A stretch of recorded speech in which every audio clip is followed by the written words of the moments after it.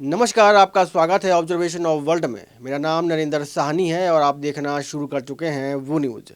Global hunger index दुनिया भर के देशों में कितनी भुखमरी है, इसका एक इंडेक्स पब्लिश होता है हर साल अक्टूबर के महीने में। इस बार भी पब्लिश हुआ। भारत की सरकार ने इससे पलड़ा झाड़ लिया कि भैया ये तो जो इंडेक्स है ये गलत है, ये इससे हम एग्री नहीं करते हैं। 111वें नंबर पर हम आए हैं। 125 देशों की लिस्ट में पिछले साल 107वें नंबर पर थे, यानी चार पायदान और नीचे लुढ़क गए हम लोग। अब हैरानी की बात ये नहीं है कि हम 111वें नंबर पर आए हैं। अब हैरानी की सबसे बड़ी बात ये है कि पाकिस्तान, बांग्लादेश, नेपाल, श्रीलंका, म्यांमार ये हमसे आगे हैं। इन देशों में भुखमरी कम है, इनके बच्चे नहीं मर रहे, इनको जो डाइट मिल रही है उनमें कैलोरी बहुत ज़्यादा अच्छी है, अच्छी मात्रा में है, ये रिपोर्ट कहती है, ये मैं नहीं कह रहा। और ताज्जुब की बात है, नाइजीरिया, युगांडा, घाना जैसे देश हमसे आगे हैं भुखमरी के मामले में। आप कभी किसी गांव में जाओगे और उसको घाना, युगांडा, केनिया या फिर नाइजीरिया का नाम कहोगे, देश का नाम कहोगे, जो जानते हैं वो कहेंगे यार ये तो बहुत गरीब देश हैं। पर ये रिपोर्ट कह रही है कि ये गरीब देश नहीं है। यहाँ की जो नागरिक हैं वो हमसे अच्छा खाना पीना खा रहे हैं। यहाँ के जो नागरिक हैं वो अच्छी कैलोरी वाला डाइट ले रहे हैं। पाकिस्तान जैसा मुल्क जहाँ पर 250 से लेकर 300 रुपये किलो आटा बिक रहा है, कर्जे के अंदर में डूबा हुआ है। भारत भी कर्जे के अंदर में ही है। वो देश 102वें नंबर पर है। बांग्लादेश 81वें नंबर पर है, जहाँ के नागरिक हमारे देश में फेंसिंग तोड़ कर चले आते हैं और फेक आईडी बनाकर रहते हैं और यहाँ पर काम धंधा करते हैं, वो 81वें नंबर पर है। नेपाल, जहाँ के नागरिक इंडिया में काम करने के लिए आते हैं, आप बड़े बड़े शहरों में देखोगे रेस्टोरेंट वगैरह में नेपाली वहाँ पर कुक लगे हुए हैं, शेफ़ लगे हुए हैं। बहुत से नेपाली आपके आसपास पड़ोस में भी काम करते होंगे। तो वो नेपाली यहाँ पर काम करने के लिए आते हैं। उनके यहाँ खाना पीना बहुत अच्छा है, उनके बच्चे मर नहीं रहे हैं, हमारे बच्चे मर रहे हैं। श्रीलंका जैसा देश, जहाँ पर मीडिया में जो सो एक हाइप चली थी कि यहाँ पर परचेसिंग पावर जो है सो बहुत कम है, बहुत कम रह गई है, इनके पास पैसा नहीं है, कंगाल हो चुका है, ये फलाना धिमकड़ा, वो 60वें नंबर पर है, 60वें रैंक पर है। बताइए, 111वें नंबर पर हम बैठे हैं और 60वें रैंक पर वो बैठा है श्रीलंका। आप क्या कहेंगे इसमें? देखकर और सुनकर और पढ़कर ताज्जुब होता है कि हमारा देश हंगर इंडेक्स में इतना नीचे है, हम इतने नीचे हैं। मैं एक डेटा और शेयर करूंगा, आखिर ये जो फैक्टर्स है, GHI नंबर जो है वो किन फैक्टरों पर निर्धारित होता है, मैं ये भी आपको बताऊंगा।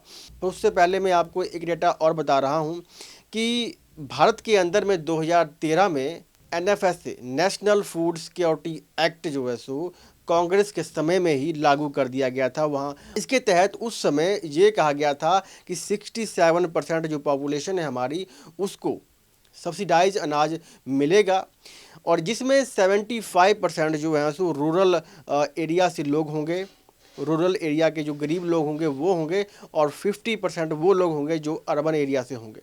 उसके बाद जब कोविड पैंडेमिक 2020 में आया तो फिर PMJKAY के थ्रू, प्रधानमंत्री गरीब कल्याण अन्न योजना के तहत लोगों को 5 किलो राशन घर घर तक पहुंचाया गया। अब उसके बाद 2013 में भी अभी जो NFSA, अब तो चलो मिक्स कर दिया गया है, मर्ज कर दिया गया है PMJKY को और NFSA को। अक्टूबर तक का जो डेटा है वो ये कहता है कि 80 करोड़ लोग 5 किलो का फ्री राशन ले रहे हैं। 20 करोड़ राशन कार्ड है। अब समझ में ये नहीं आ रहा कि ये डेटा गलत है जो हमारे NFSA की वेबसाइट पर आपको मिल जाएगा, या फिर ये डेटा GHI का जो ग्लोबल हंगर इंडेक्स का जो डेटा है ये गलत है। क्योंकि अगर GHI की माने कि देश में भुखमरी है तो फिर 80 करोड़ लोगों को जो 5 किलो का जो अनाज मिल रहा है, जो मोदी जी कहते हैं कि हमने 80 करोड़ लोगों का पेट भरा है, आखिरकार वो अनाज जा कहाँ रहा है, किसके खाते में जा रहा है वो अनाज? अगर देश के बच्चे मर रहे हैं तो स्कूलों में जो उनको भोजन मिल रहा है वो कौन सी क्वालिटी का भोजन मिल रहा है। बहरहाल पहले ये जान लेते हैं कि जो GHI का जो स्कोर जो निर्धारित होता है वो कौन कौन से फैक्टर पर होता है। ग्लोबल हंगर इंडेक्स की वेबसाइट पर जब जाओगे आप तो उस पर आपको 4 फैक्टर मिलेंगे। वो 4 फैक्टर कौन कौन से हैं आइए देखते हैं।